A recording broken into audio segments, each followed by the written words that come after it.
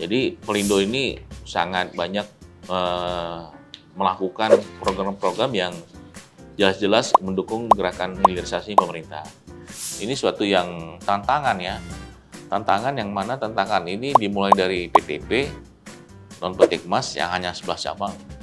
Kita bisa perkuat, ini bisa bawa perubahan yang lebih besar lagi tuh untuk ke logistik Indonesia. Saya melihat memang Indonesia nih dengan negara geografi ini ya, kalau logistiknya itu ketinggalan dibanding negara lain ya kita tetap akan ketinggalan. Halo Sobat Bisnis, selamat datang di podcastnya Bisnis Indonesia. Kali ini kita akan membahas industri yang jarang dibahas, yaitu industri pelabuhan dan logistik. Saat ini sudah ada PT Pelabuhan Tanjung Priok atau PTP Non Peti Kemas, bagian dari subholding Pelindo Multi Terminal (SPMT), yang memegang peranan penting dalam rantai pasok logistik nasional. Dalam beberapa tahun terakhir, PTP Non Peti Kemas mencatatkan kinerja yang sangat impresif melalui penguatan operasional di berbagai cabang, termasuk Tanjung Priok, Terminal Kijing, serta layanan shore base bagi industri migas. Melalui penguatan infrastruktur, transformasi operasional, hingga perluasan kapabilitas pelayanan, PTP Non Peti Kemas berada pada momentum yang penting. Kenapa? Karena mereka menuju posisi sebagai pengelola terminal multipurpose paling kompetitif di Indonesia. Kali ini kita sudah bersama Direktur Utamanya langsung, yaitu Bapak Indra Hidayat Sani.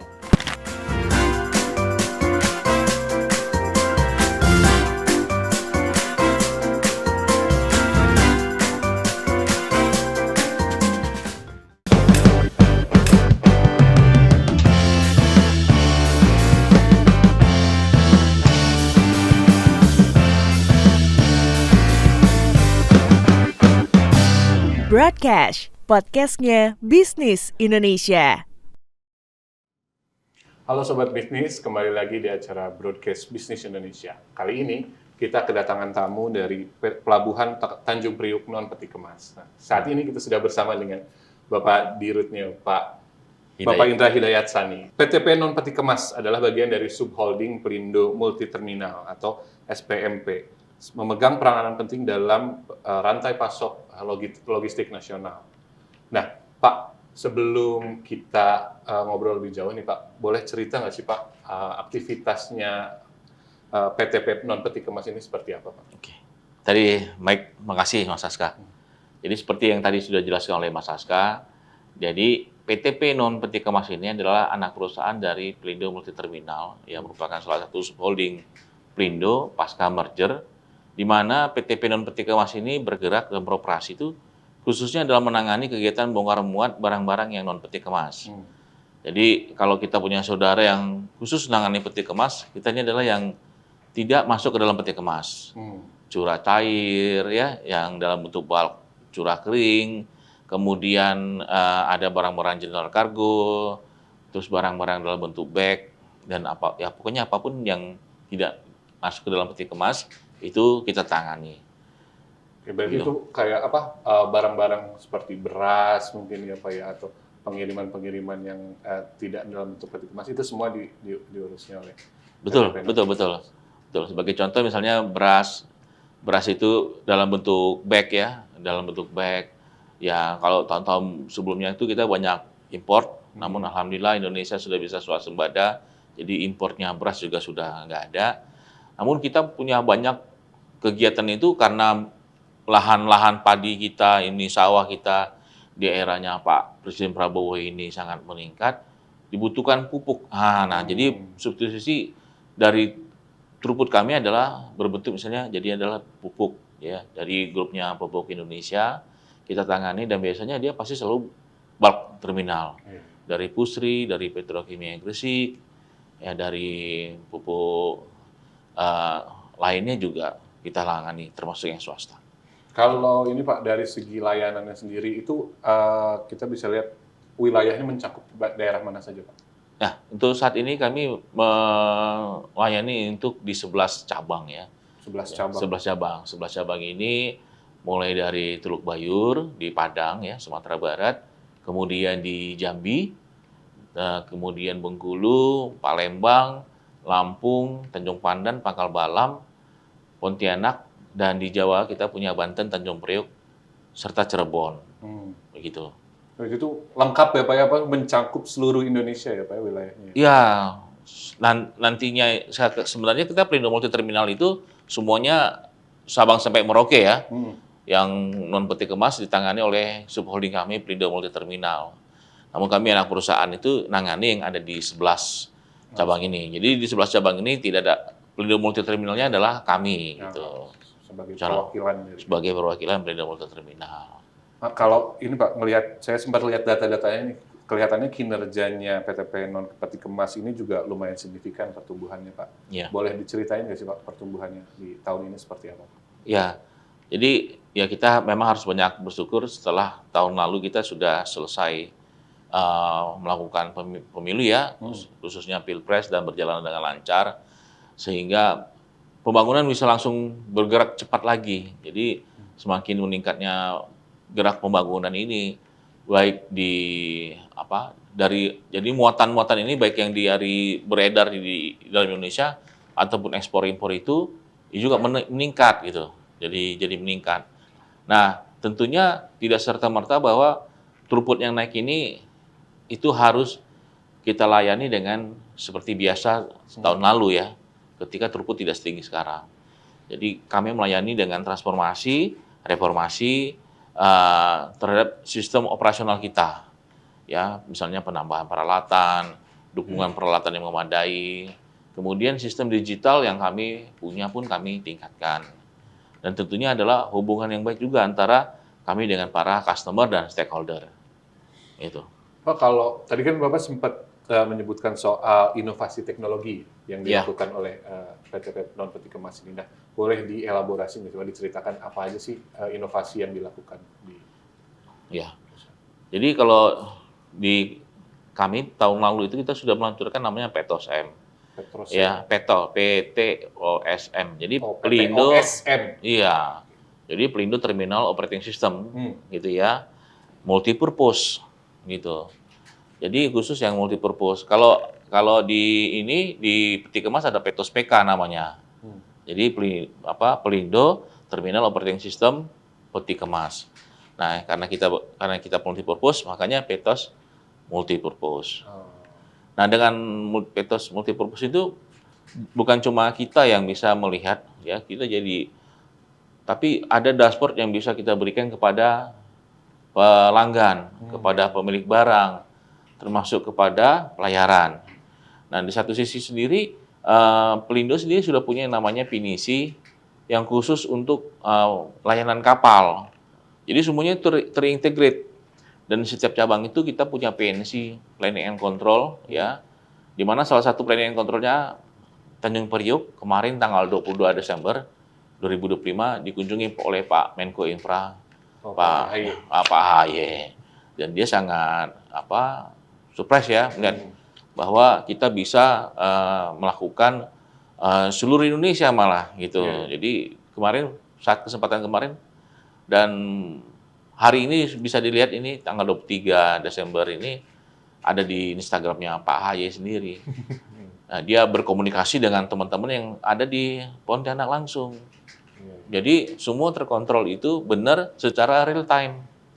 Itu yang sehingga kita bisa melakukan kegiatan bongkar muat itu secara cepat. Ini sesuai dengan arahannya Direktur Utama Holding kami Pak Arif Sartono ya, bahwa bagaimana caranya itu per time itu semakin pendek gitu ya, semakin pendek. Jadi kalau yang biasanya kapal bongkar sekian ribu ton itu butuh 2 hari, gimana caranya bisa 1 hari gitu. Nah ini yang selalu kita upayakan dan kita bisa sajikan kepada para pelanggan. Gitu. Berarti kalau sekarang tuh kita bisa nyebutnya inovasi setelah pasca merger lah mungkin ya. Kita cerita pasca merger ini inovasinya luar biasa terutama dari segi teknologinya ya Pak. Betul. Pak, kalau ini saya lihat data juga salah satu cabang terbesar yang punya kontribusi besar ke PTP non peti kemas itu adalah cabang Tanjung Priok. Itu kalau nggak salah datanya sampai 14,4 juta ton dari total nilai. Apa sih yang menjadikan Tanjung Priok ini jadi motor utama kinerja ini? Ya, karena tadi ya, sinkron dengan gerakan pembangunan yang ada di Indonesia yang semakin meningkat. Dan apalagi ini, pemerintah kita sudah berapa kali Pak Purbaya menggadang-gadang, gimana nih kita pertumbuhan ekonomi 8%, ya kan? Nah, jadi para pemangku kepentingan, para pelaku bisnis ini sadar hal itu sehingga kita banyak butuh bahan baku, butuh banyak bahan-bahan untuk yang diolah, dan itu melalui pelabuhan. Dan memang Pelabuhan Tanjung Priok ini menjadi yang utama lah untuk saat ini bagi kita, karena barang-barang bahan baku itu yang tidak ada di Indonesia biasanya diimpor masuknya lewat Pelabuhan Tanjung Priok, Nah, gitu. Masuk lewat Pelabuhan Tanjung Priok seperti barang kimia, ya alat-alat berat yang tidak ada di Indonesia itu masuk lewat Pelabuhan Tanjung Priok. nah, kalau ini Pak, strateginya PTP sendiri untuk menjaga konsistensi produktivitasnya Tanjung Priok ini di tengah volume dan kebutuhan pelanggan ini Ya. seperti apa? Tentunya kita mesti ada konsistensi produktivitas ya. Jadi kita nggak bisa, hari ini kita bisa melakukan kegiatan 50 ton per jam untuk kegiatan barang tertentu. Lalu besoknya turun jadi 5 ton aja, itu sesuatu yang sangat kita hindari. Jadi konsistensi itu terjaga, dengan konsistensi terjaga itu kita bisa mengetahui berapa lama kapal ini akan sandar di dermaga kita, gitu ya. Kemudian kita juga harus melakukan hubungan yang baik dengan para stakeholder, seperti dengan KSOP, dengan Bea Cukai, karantina, ya, sehingga kemudahan-kemudahan yang kita bisa sampaikan kepada teman-teman stakeholder ini terhadap informasi barang tersebut, itu makin cepat mereka melakukan pemeriksaan, ya, terus penjadwalan, karena kita juga sangat berterima kasih di Kementerian Perhubungan sendiri, mereka sudah ada sistem Inaportnet namanya. Jadi ketika Inaportnet itu, ketika kita ingin mengajukan, oh ini ada kegiatan bongkar muat, kita tinggal nggak perlu lagi datang ke kantornya KSOP, kantornya Kementerian Perhubungan, cukup input data, kapal, barang apa yang dibongkar, berapa banyak, siapa yang melakukan, gitu ya. Itu diperiksa oleh teman-teman yang di KSOP, disetujui, kita bisa langsung bongkar. Jadi sinkronisasi antara kita dengan stakeholder memang harus dijaga terus, sehingga ini tadi kualitasnya tetap bisa kita jaga, itu produktivitasnya. Pak, kalau tadi kan sempat cerita ya Pak, bahwa pemerintah pusat sendiri kan sedang mengejar pertumbuhan 8% di ekonomi, dan logistik adalah salah satu kunci utamanya dalam menuju target itu gitu. Yeah. Kalau dari terminal PTP sendiri bagaimana Pak untuk mendukung target pertumbuhan ekonomi itu, apa aja yang dilakukan Pak? Ya, apa yang pernah kita pelajari, ya secara khususnya saya pelajari di pengalaman saya selama bekerja hampir 30 tahun di Pelindung, terus pengalaman saya belajar di beberapa universitas yang sudah mapan dan mumpuni lah di dunia logistik. Ya, sebenarnya kan konsepnya logistik itu mudah ya. Kapan barang itu dibutuhkan ada. Betul. Cuma itu aja yang disebut orang just in time gitu ya. Just in time. Jadi dengan adanya just in time itu para pemilik barang, khususnya lagi nih pabrikan-pabrikan itu kan dia tidak perlu terlalu banyak pakai gudang, ya kan? Dia tidak perlu terlalu banyak effort untuk mengeluarkan asuransi terhadap penyimpanan barangnya, ya. Terus keamanan barang mereka sendiri, gitu ya. Nah, ini yang kalau bisa dijaga oleh pelabuhan sebagai bukan salah satu ya, tapi kalau menurut saya itu rantai utamanya logistik itu tetap ada di pelabuhan. Betul. Ya, pelabuhannya bermasalah, logistiknya pasti bermasalah. Nah, bisa dijaga ini, logistiknya bagus, berjalan dengan baik, ya, malah kalau bisa lebih baik lagi, ya, dengan kadang kan pemilik barang itu bikin toleransi nih, udah deh kalau nggak bisa just in time, ya dalam waktu ya 10 jam barangnya sudah sampai, terus dia turun lagi 5 jam, dia masih toleran. Nah, makin kita ke arah just in time hanya 1 jam, atau malah ketika barang dibutuhkan itu ada, memang barangnya sudah ada, ini tentunya akan banyak mengefisienkan mereka. Betul. mengefisienkan mereka. Dan ini jadi salah satu, ya memang bukan di PT Penon Peti Kemas ya, tapi di pengalaman saya di perusahaan sebelumnya di kendaraan terminal, di mana tadinya itu Bea Cukai itu melakukan pemeriksaan, harus punya mobil-mobil yang mau diekspor harus punya pemberitahuan ekspor barang. Ketika kita sampaikan, kita punya sistem Pak, bahwa yang naik ke kapal itu adalah yang sudah punya pemberitahuan ekspor barang. Ketika sampaikan, mereka oke, itu mengurangi biaya logistik yang sangat luar biasa bagi para pabrikan kendaraan ini, Toyota, Honda, Mitsubishi, semualah yang ada di Indonesia pabrikannya, sehingga pabrikan kita itu bisa bersaing. Mereka banyak menghemat, jadi pertumbuhan mobil yang mereka harusnya biasanya bikinnya 1.000, bisa naikin 1.200. Nah ini yang jadinya sebenarnya kalau kita jaga logistik, ketika naik 1.200, berarti kan lebih banyak orang yang bisa bekerja, lebih banyak bahan baku yang kita butuhkan. Nah orang yang bekerja, ketika orang yang bekerja, dia berbelanja, dia apa, ya untuk kebutuhan keluarganya. Ini yang sebenarnya bisa jadi pemicu dari ekonomi 8% tersebut. Gitu. Ya Pak, jadi maksudnya logistik itu memberikan kepastian kapan barang itu datang, bisa digunakan, terus kemudian dia jadi penopang juga terhadap pertumbuhan ekonomi. Betul, betul. Nah, Pak, kalau kita lompat nih, jadi salah satu bisa dibilang mungkin cabang baru yang dikelola itu adalah Terminal Kijing. Betul. Salah satu yang ini juga throughput-nya juga lumayan naik signifikan ya Pak, ada 2,27 juta ton. Terus naik ke 4 juta ton dan targetnya 2025 ini 4 juta ton ya targetnya. Nah, boleh cerita nggak sih Pak kalau Terminal Kijing ini percepatan dalam 2 tahun terakhir ini apa yang menjadi penyebabnya? Jadi di Pelabuhan Kijing ini memang kita desain bukan hanya untuk peti kemas, tapi untuk multi-purpose ya. Dan memang alhamdulillahnya di sana itu sudah banyak berdiri para industri kelapa sawit. Industri kelapa sawit. Nah, kita menopang logistik untuk mereka ekspor maupun untuk perdagangan dalam negeri. Ya kita siapkan pipanya, tempat pipanya, ya terus ada rack pipe-nya, sehingga kita di sana itu bisa melayani setidaknya ada 5 perusahaan kelapa sawit gitu. Dan mereka kan nggak perlu bangun lagi pelabuhan, nggak perlu lagi invest apa-apa, sehingga bisa jadi lebih murah. Nah lagi ini salah satu lagi harapannya, sehingga pertumbuhan ekonomi bisa naik. Namun yang paling sangat khusus di sana adalah dengan dibangunnya smelter oleh Main ID ya, grupnya Main ID, di mana di grup Main ID itu ada salah duanya, itu Inalum dan Antam. Mereka bikin satu anak perusahaan namanya Borneo Alumina Indonesia. Nah ini salah satu program hilirisasi yang sangat bagus ya. Selama ini Inalum itu mengimpor alumina dari luar negeri, bahan baku ya, bahan baku, bikin besi.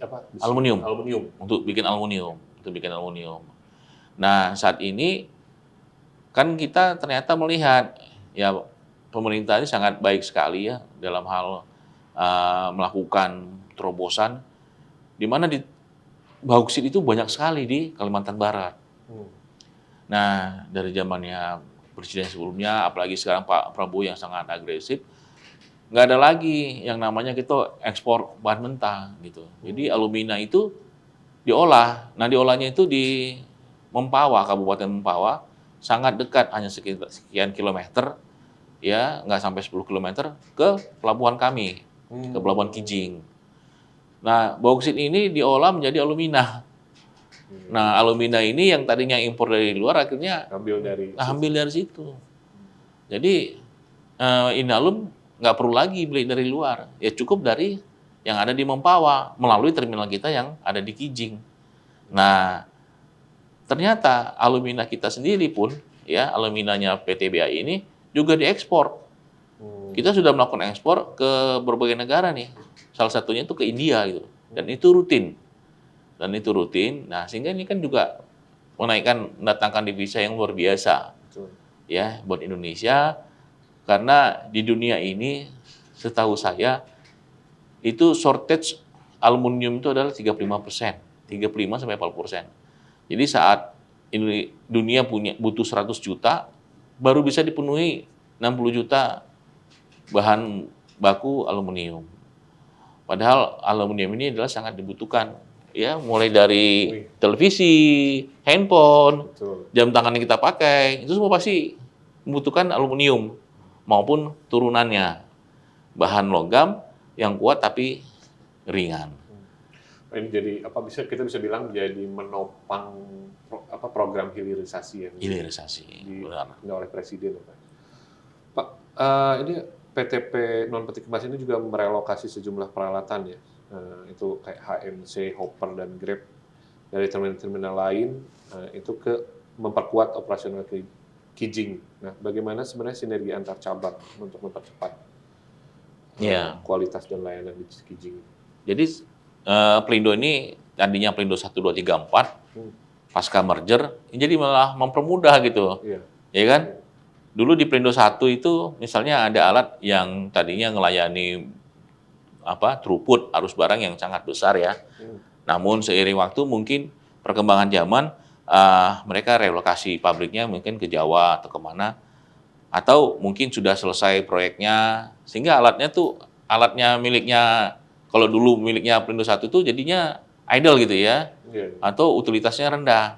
Nah ketika kita merger, kita melihat nih, sana utilitasnya rendah. Yang butuh itu sekarang di Kijing. Kita tinggal replacement. Berarti kita nggak perlu beli gitu ya. Nggak ada belanja modal baru. Nggak belanja modal baru. Gitu. Jadi tinggal kita pindahkan saja. Jadi cost yang keluar cuma cost pindah, nggak cost beli baru. Betul. Karena kan beli baru itu sendiri prosesnya kan lama ya. Mulai dari pembuatan speknya, pengadaannya gitu ya. Terus nunggu barangnya datang lagi dari luar negeri misalnya. Kalau sekarang kan enggak. Jadi ini semakin mempercepat kinerja dari kita. Ya, tadi mungkin Bapak udah sempat cerita sih soal betapa krusialnya Terminal Kijing. Dan Terminal Kijing ini juga saat ini kan jadi bagian dari PSN yang mendukung proyek-proyek besar. Nah, kalau Bapak sendiri melihat seberapa strategi sih Pak posisi Terminal Kijing ini dalam mendukung penghiliran dan ketahanan logistik Indonesia ini ke depan? Ya, karena tadi kita bicara masalah hilirisasi ya. Jadi Pelindo ini sangat banyak melakukan program-program yang jelas-jelas mendukung gerakan hilirisasi pemerintah. Selain kita punya DJP, di mana hilirisasi daripada Freeport ada DJP Gresik, nah ini salah satu adalah di Kijing, ya, di Kalimantan Barat. Jadi kalau diceritakan kekuatan logistiknya itu ya, dengan kita menyiapkan, tadi kita cerita tentang alat, kita cerita tentang modernisasi, kita cerita tentang sistem digital tadi, yang semua sudah ada di Pelabuhan Kijing, sehingga teman-teman dari MindID, ya, ketika mereka mau melakukan ekspansi pun mereka udah nggak ragu. Sehingga sedikit bocoran nih, ya, yang bahwa mereka akan bangun 2 smelter lagi. Di Kijing itu? Di Kijing, iya. Jadi 1 smelter lagi yang khusus untuk mengubah bauksit jadi alumina, ya, yang persis seperti yang ada sekarang. Namun mereka juga akan bangun smelter lagi yang khusus sama seperti yang di sekarang itu namanya daerah Kabupaten Batubara ya. Kalau dulu zaman saya masih kecil di Medan sana masih Asahan. Sekarang daerah Kabupaten Batubara. Jadi smelter yang ada model di Inalum yang mengubah alumina menjadi aluminium itu pun akan dibangun di Mempawah. Nah, jadi nanti ada 3 smelter nih di sana. Nah, kalau yang di Sumatera Utara sana itu untuk mereka melakukan perubahan alumina menjadi aluminium itu butuh tenaga listrik yang sangat besar. Nah, di sana untungnya ada yang namanya PLTA Sigura-gura. Dari Sungai Asahan itu menghasilkan listrik yang luar biasa. Nah, kalau di Mempawah itu nggak ada PLTA, sehingga akhirnya mungkin akan bangun pembangkit listrik baru di sana. Jadi nanti akan ada 3 smelter dan ada pembangkit listrik. 1 pembangkit listrik yang luar biasa. Dan infonya itu sekitar 1,2 giga. Oh, luar biasa ya. Ya berarti kalau kita bisa bilang sangat krusial ya untuk menopang, katakanlah kayak pertumbuhan dari perusahaan-perusahaan ini juga sangat ditopang oleh keberadaan Terminal Kijing ini. Betul, betul. Pak, kita sedikit lompat kali Pak. Salah satu yang menarik dari kegiatan operasional PT Penon Peti Kemas itu juga adalah pengelolaan shorebase, sesuatu yang mungkin sebenarnya agak jarang kita dengar. Nah, pengelolaan shorebase di kelola itu ada 3 tempat ya Pak ya. Ya. Ada Jakarta, Lok Sumawe, dan Banyuwangi. Nah, untuk mendukung aktivitas hulu migas. Nah, boleh cerita nggak sih Pak, apa diferensiasi utama atau pembeda utama shorebase-nya PT Penon Peti Kemas ini dengan operator lain? Oke. Yang pembeda utamanya adalah karena kita punya background pelabuhan ya. Shorebase itu tuh kan adanya di pelabuhan. Jadi kita udah sangat familiar terhadap kegiatan bongkar muatnya, terhadap penumpukannya, terhadap perizinan dari pelabuhan itu sendiri, kita sudah familiar. Jadi kita sudah punya pengalaman dibandingkan dengan yang lain gitu ya. Dan kita bisa integrated, bukan cuma shorebase untuk misalnya ada rig di lepas pantai gitu ya. Kita bisa integrated dia dengan segala macam jenis kegiatan yang ada gitu. Ya, sebagai contoh kan di pelabuhan kita sudah punya pengelolaan air bersih sendiri. Jadi pelayanan kita itu bisa lebih murah, bisa lebih efisien juga. Bisa lebih efisien. Nah, kemudian kebutuhan kalau misalnya dia rig tersebut butuh barang-barang yang dari luar, ya barangnya kan langsung dibongkar di pelabuhan di tempat kita, ya kan, tinggal digeser ke dermaganya shorebase gitu. Nah, sementara dermaga shorebase ini sendiri kan harus memenuhi apa persyaratan daripada K3S-nya, SKK Migas gitu ya, itu yang selalu kita penuhi sehingga kita bisa dipercaya untuk melakukan operasional mengelola di 3 shorebase yang disebut tadi, Lok Sumawe, Jakarta, dan di Banyuwangi. Kalau dari segi pelanggannya ini, kalau pelanggannya itu ada apa aja sih Pak kalau yang sekarang dilayani oleh? Ya, kalau kita di sana tuh di Lok Sumawe kita punya Harbor Energy sama Mubadala ya. Lalu di Banyuwangi itu ada ACML. Ya, nah itu ya kita selalu ini ya, selalu berkomunikasi, kemudian ketika mereka menginginkan sesuatu kita bisa provide. Kemudian kita juga harus menjaga standar operasional kita, memang harus sesuai dengan kelasnya mereka ya. Betul. Mereka kelasnya internasional berarti Pak. Kelasnya internasional. Sehingga kita juga harus menyediakan tenaga-tenaga yang sudah terverifikasi oleh SKK Migas. Karena SKK Migas sendiri itu ya memang levelnya sudah internasional ya.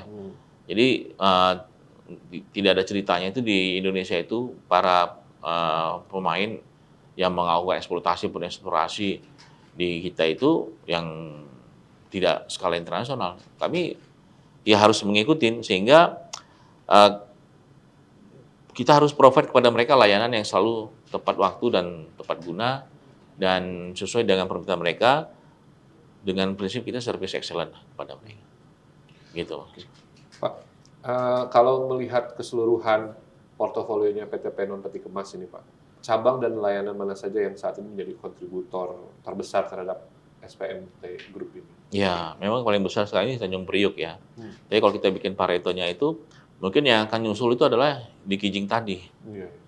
Ya. Karena itu ya, eksponensial pertumbuhannya. Eksponensial pertumbuhannya.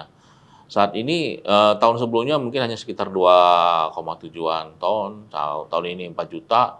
Tahun depan itu ketika mulai semakin lancarnya pengoperasian smelternya BAI, mulai makin lancarnya dari para kebun kelapa sawit dan muatan-muatan yang lainnya, tidak tutup kemungkinan itu tahun depan, tahun 2026 itu bisa 6 juta ton sendiri gitu. Naik setengahnya. Gitu. Karena kebutuhannya seperti itu. Makanya sekarang ini kami sedang mendesak holding untuk segera membangun tambahan dermaga. Karena nggak cukup dermaganya. Kalau sekarang berapa Pak jumlah dermaga yang di sana? Kita tuh punya dermaga itu, panjang dermaga ada 1 kilometer. 1 kilometer? 1 kilometer. 1 kilometer. Jadi 1 kilometer itu sisi luarnya. Sisi dalamnya itu ada 600 meter. Jadi kalau dijumlahkan itu ada 1,6 kilo. Itu masih kurang. Karena kita di sana harus melakukan bongkar bauksit, bongkar batu bara, harus ada loading CPO. Namun saat bersamaan kita harus ekspor alumina, ya, muat alumina, gitu. Terus ada pupuk lagi kan? Iya. Karena pupuk ini dibutuhkan untuk pertanian, untuk perkebunan kelapa sawit yang ada di Kalimantan Barat, begitu. Pak, kalau PT Penon Peti Kemas sendiri ada inovasi yang dapat mendukung peningkatan performa perusahaan apa aja, Pak? Sebenarnya tadi udah diceritain sih, Pak. Oh ya, mungkin ada yang khusus lagi ya, yang tadi belum saya ceritakan. Jadi setiap tahun itu kami di PTP Non Peti Kemas melakukan kegiatan lomba inovasi yang kami buka kepada seluruh pegawai PTP Non Peti Kemas. Lomba inovasi. Lomba inovasi, Oke. ya. Dan luar biasanya itu inovasi-inovasinya itu sangat sangat amazing.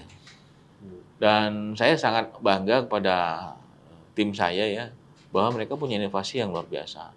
Sebagai salah satu contohnya itu ada namanya apa ya? Drop tank. Apa drop tank itu apa? Drop tank. Jadi selama ini kalau orang mau muat CPO ke dalam tongkang ataupun ke kapal, jadi truk datang. Truk datang lalu dengan hose itu dipompakanlah CPO atau minyak sawit ini ke tongkang. Jadi satu truk. Nah, ini cukup lama Proses itu berjalan. prosesnya satu truk itu bisa mungkin 6 jam. Oh, Nah, misalnya ya contohnya gitu ya. Tergantung kapasitasnya. Mungkin ada juga yang 4 jam gitu. Nah, lalu truk-truk yang lain gimana? Nunggu. Ya kan, truk-truk yang lain nunggu. Nah, udah selesai satu, baru masuk satu lagi. Selesai satu, masuk satu lagi. Jadi antrian panjang. Antrian panjang. Nah, akhirnya ada temuan inovasi yang dilakukan oleh tim, itu bikin drop tank. Jadi ada satu tank, di mana nanti dari tank ini punya 4 input lubang. Iya.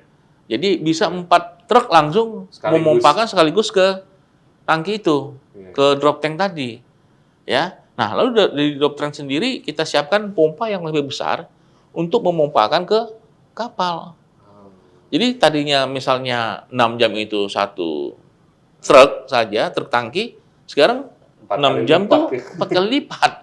Ya kan? Berarti kapalnya itu menghemat waktu bisa hanya tinggal 25% dari waktu sandar dia saja. Jadi lebih cepat gitu. Nah, itu yang salah satu inovasi yang sangat luar biasa, sederhana ya, tapi signifikan impact-nya. Nah, inilah salah satu kenapa adanya percepatan seperti ini yang membuat kinerjanya PTP Non Peti Kemas itu naik. Ya, naik dan meningkatkan throughput gitu ya. Meningkatkan throughput, menekan biaya logistik tentunya kan? Betul. Nah, logistik dari si truk, dari tongkang maupun kapal. Iya. Pasti kan turun. Iya, dan semuanya bisa jadi lebih cepat ketika Bisa lebih cepat. 6 jam itu 4, mereka langsung bisa balik lagi untuk ngangkut yang lain. Gitu. Betul. Nah, ya, dan seperti inilah yang sebenarnya sangat diharapkan dari konsep-konsep pelabuhan sebagai mata rantainya logistik. Gitu. Tadi saya bilang tidak tergantikan, karena tidak tergantikan maka harus lebih efisien, day by day, more efisien dan efektif tentunya. Ya, pada akhirnya inovasi ini nggak pernah berakhir. Inovasi harus ada lagi terus yang baru. Iya, dan tahun ini sudah ada lagi inovasi yang baru lagi gitu ya. Gitu. Dan inovasi itu sesuatu yang bisa kita aplikasikan gitu. Kita bisa aplikasikan untuk mempercepat kegiatan bongkar muatnya barang dari kapal maupun ke kapal. Gitu Mas Aska. Kita lanjut ke program. Ya, biasanya kalau BUMN itu selalu punya program CSR atau biasanya di BUMN disebutnya TJSL. Nah, boleh cerita nggak sih Pak kalau PT Penon Peti Kemas sendiri itu program TJSL-nya seperti apa? Kita sih TJSL kita ada mungkin ya kurang lebih sama ya seperti BUMN lain gitu ya, memberikan sumbangan. Namun ada beberapa kita itu yang spesial. Spesial itu adalah kita tidak sekedar memberikan TJSL sudah selesai. Gantian dong, kita juga nuntut nih, Ya. Ada timbal balik. Wah, timbal balik, di mana timbal balik itu pun sebenarnya adalah sesuatu yang bermanfaat kepada yang menerima gitu. Jadi kami membuat itu di Kalimantan Barat. Kita mengundang beberapa universitas, ya. Ada Universitas Muhammadiyah dan Universitas Tanjung Pura di Pontianak mengirimkan mahasiswa-mahasiswanya untuk ikut magang di Kijing. Jadi mereka melihat kegiatan proses di Kijing, ya, di terminal kita itu seperti apa, ya. Kita berikan akomodasi, kita berikan honor, kita berikan konsumsi. Namun satu sisi kita minta mereka, kamu sudah belajar nih, kamu lihat nih apa ya yang bisa ditingkatkan di terminal Kijing. Dan yang luar biasanya itu kita ada beberapa tim, kalau saya tidak salah dari 5 tim, dan setiap tim itu menghasilkan inovasi juga yang luar biasa gitu. Dari si mahasiswa. Dari si mahasiswa gitu. Itu. Dan tentunya itu kan jadi hak miliknya PTP non Peti Kemas ya. Betul. Pertemuan mereka. Dan kita sangat appreciate kepada mereka sehingga kita kasih reward lagi. Dan bagi sang mahasiswa ataupun mahasiswi yang ikut, ini kan menjadi suatu kebanggaan mereka. Betul. Dan juga menjadi satu kebanggaan buat universitasnya, bagi Provinsi Kalimantan Barat sendiri. Betul. Dan saya sudah senggol-senggol ke teman-teman BAI, ya, karena mereka berkembang, ya kalau perlu tenaga kerja, udah ada yang sudah pernah belajar tentang siap nih. ada yang siap, gitu. Jadi kita TJSL bukan hanya sekedar memberi, kita menantang mereka, ngasih challenge, tapi challenge itu balik kepada mereka sesuatu yang baik, gitu. Betul. Begitu. Karena semua diuntungkan lah. Semua diuntungkan. Tapi kadang-kadang itu kita di Kijing itu sudah kita bina, kita sering direkrut gitu loh. Oleh perusahaan-perusahaan yang ada di sana gitu kan. Malah jadi sama tetangga. Sama tetangga gitu. Udah bisa udah bisa kerja, udah bisa berpikir, maju, knowledge-nya baik tentang pelabuhan. Ya direkrut sama perusahaan-perusahaan yang ada di sana. Tapi kita sangat welcome ya. Iya. Ya kan bukannya itu jadi salah satu tujuan kita untuk berbuat baik. Betul. Itu kan Gitu. maksudnya program TJSL-nya artinya kan berlanjut kan. Betul. Bisa lebih mandiri sih mahasiswa-mahasiswa ini. Iya. Pak, ini kan punya momentum pertumbuhan yang kuat nih Tanjung Priuk, Kijing, Shorebase dan sejumlah cabang lainnya. Nah, kalau melihat prioritas strategis PTP non Peti Kemas di 2026 seperti apa, Pak? Ya, kita sih 3 prioritas strategis kita adalah ya tadi memperkuat integrasi ya dan modernisasi operasional. Ya, lalu kolaborasi strategis dengan para pemilik kargo ya baik di Indonesia maupun yang ada di luar negeri. Ya. Karena ekspektasi kita tidak harus hanya ada di Indonesia ya. Customer kita juga banyak yang dari luar. Lalu kita mengembangkan solusi layanan Shorebase dan dukungan logistik untuk industri hulu migas seperti tadi yang kami sampaikan gitu ya. Dan saat ini kita juga sedang dalam ya memang yang musibah yang terjadi di Aceh, Sumatera Utara, Sumatera Barat cukup berpengaruh juga kepada kita untuk kegiatan kita yang di Luxmawi terhadap Mubadala.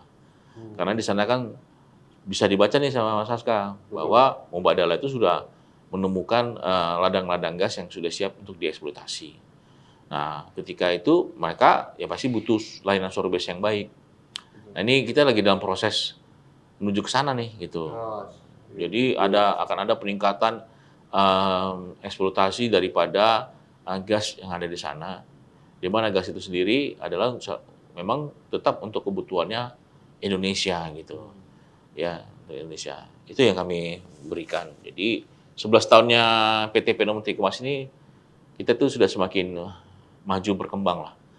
Maju berkembang tidak hanya bekerja di dalam lingkungannya Pelindo saja, kita bekerja di luar wilayahnya Pelindo. Karena menghubungkan antara industrinya dengan jadi tidak hanya sekedar pelabuhan tapi dengan industrinya pun harus ada jalur yang terkoneksi yang baik. Salah satu ini menurut saya salah satu prestasi luar biasa dari industri yang padat padat aktivitas dan banyak sekali teknis-teknis detailnya adalah soal zero accident. Iya. Nah, hingga November 2025 ini berhasil mempertahankan zero accident. Nah, strategi atau inisiatif apa sih Pak yang bikin perusahaan ini mampu menjaga standar keselamatan secara konsisten selama ini? Jadi ketika saya bergabung di PT Penuh Kemas ini tahun lalu, tepatnya di awal bulan Maret, saya melihat ada beberapa kasus kejadian eksiden ya, yang dimana kalau terjadi satu kasus eksiden bisa melumpuhkan minimal sebagian dari pekerjaan kita di pelabuhan, Betul. ya kan? Terpaksa harus di stop kegiatannya, kemudian harus kita lakukan investigasi apa penyebabnya dan segala macam. Nah ini akan membutuhkan waktu yang lama sehingga mempengaruhi terhadap kinerja operasional kita. Nah jadi saya menggiatkan kepada para branch manager kita untuk selalu melakukan monitoring ya melalui planning and control-nya, mengawasi terminal-terminal mereka, dermaga mereka yang ketika melakukan kegiatan bongkar muat ada hal-hal yang berbahaya atau tidak. Ketika ada hal-hal yang menjurus bahaya, ya mereka harus turun, mungkin di stop atau diperbaiki terlebih dahulu sebelum melakukan melanjutkan pekerjaannya. Kemudian setiap cabang juga saya minta melakukan briefing gitu. Betul. Jadi setiap kali shift harus briefing. Terus dalam satu shift itu ternyata ada kapal baru lagi, harus briefing lagi. Gitu. Karena melibatkan kapal ataupun ABK kapal ya. Nah itu mereka harus briefing lagi. Mereka harus jelaskan gitu dari semua lini untuk menjaga ICC itu tetap terjaga. Jadi harus selalu mengingatkan karena yang namanya kecelakaan ini beberapa orang tuh ngomong seperti kita tuh perang gerilya tuh. Kita jagain di sana, nanti bisa terjadi di sana. Betul, Makanya betul. harus semuanya konsisten, komitmen terhadap kegiatan di tempatnya masing-masing. Gitu Mas Aska. Pak, ini kalau saya kadang-kadang memang ketika wawancara sama direksi gitu pasti selalu pertanyaan ini selalu muncul dan kayaknya saya harus menanyakan ini juga Pak. Nah, ini biasanya pertanyaan paling beratnya ini. Enggak sih Pak. Maksudnya biasanya kan ini kan kita udah masuk akhir tahun ya Pak. Nah di tahun depan sendiri Pak, prospeknya seperti apa sih Pak kalau PT Penon Peti Kemas sendiri di tahun depannya? Tadi kan udah ada sempat cerita bahwa terminal Kijing akan digenjot, terus Tanjung Priuk juga sama, terus shore base-nya juga naik. Nah kalau di 2026 sendiri itu Bapak melihatnya pertumbuhannya akan seperti apa? Ya, kalau saya selalu kembalikan kepada apa yang kebijakan pemerintah pusat ya. Jadi ketika pemerintah pusat bilang ya Pak Presiden, Pak Menteri Keuangan ngomong, oh kita harus pertumbuhan ekonomi kita harus 8% kan gitu ya. Nah kita harus mendukung dong. Nah ketika beliau-beliau ini menyampaikan ini 8%, tentunya mereka kan pasti sudah punya program dong. Betul. Ya, punya program bagaimana cara mencapai 8%. Nah ketika mereka mencapai 8% itu kan berarti ada usaha-usaha mereka yang extraordinary dari yang sebelumnya. Gimana caranya naikkan? Ya kita udah lihat gebrakan banyak menteri dari kabinet ini ya. Nah, ini tentunya kalau kami di pelabuhan khususnya PT Penon Peti Kemas, berarti ini potensi luar biasa. Betul. Harus ditangkap nih, ya kan? Keinginan untuk 8% itu. Kita harus ikut yang di 8%. Kita harus ikut menopang, mendukung pertumbuhan ekonomi yang 8%. Betul. Jangan malah merugikan sehingga tidak tercapai 8% kan. Jadi kalau ditanya berapa pertumbuhannya, ya kalau pemerintah bilang 8%, ya kita harus bisa ngomong juga dong. Kita harus bisa 8% juga. Gitu. Karena 8% yang diharapkan pemerintah itu kan adalah hasil akhir. Betul. Kan, di tahun 2028 Iya. Itu kan hasil akhir kan. Proses ke sana itu kan nggak mungkin saya mau pasang 4% aja ya Mas Aska. Nggak nyampe dong. Betul, gitu. betul, Gitu. Ya kalau kami melihatnya itu. Jadi ada optimisme dari kita semua ya. Optimisme. Jadi pemerintah sudah, Pak Presiden sudah optimis, para menteri sudah optimis. Kita harus lebih optimis lagi gitu. Menopang itu semua. Itu Mas Aska. Betul. Apalagi kan kalau tidak salah datanya itu biasanya pertumbuhan industri logistik dan transportasi itu lebih tinggi daripada pertumbuhan ekonomi.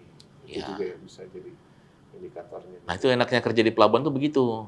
Jadi masuk keluar barang tuh kan lewatnya pelabuhan kan. Betul. Jadi pertumbuhannya bisa 2 kali, Mas.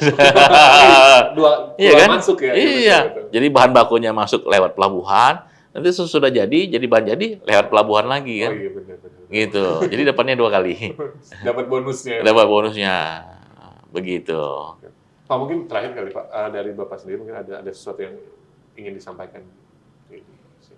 Ya, mungkin kita perlu sampaikan bahwa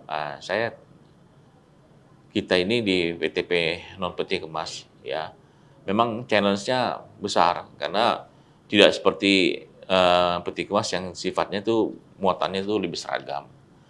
Tapi saya yakin bahwa ini suatu yang tantangan ya, tantangan yang mana tantangan ini dimulai dari PTP Non Peti Kemas yang hanya 11 cabang. Kita bisa perkuat, ini bisa bawa perubahan yang lebih besar lagi tuh untuk ke logistik Indonesia. Secara pribadi, ya pengalaman saya, tadi kita bercerita sebelum dimulai podcast ini ya, saya pernah di Swedia hampir 2 tahun sekolah tentang apa itu maritim di dunia, kemudian belajar di Jerman khusus tentang logistik di Goethe Logistik University. Ya, saya melihat memang Indonesia ini dengan negara geografi ini ya, kalau logistiknya itu ketinggalan dibanding negara lain ya kita tetap akan ketinggalan. Ya sulit itu jadi negara maju gitu ya. Sulit untuk negara maju. Maka harus difokus kepada logistik. Tidak ada barang yang berpindah tanpa logistik. Tidak ada jual beli tanpa adanya logistik.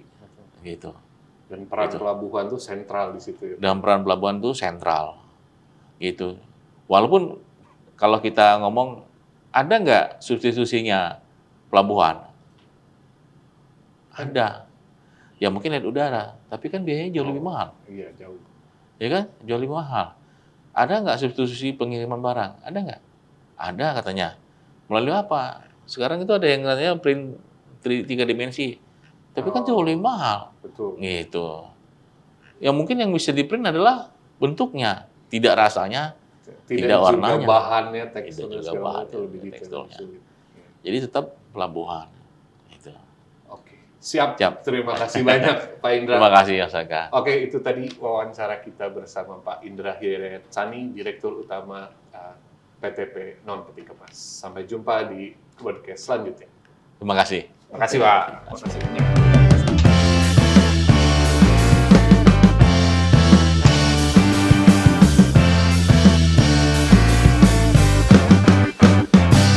Broadcast, podcastnya Bisnis Indonesia.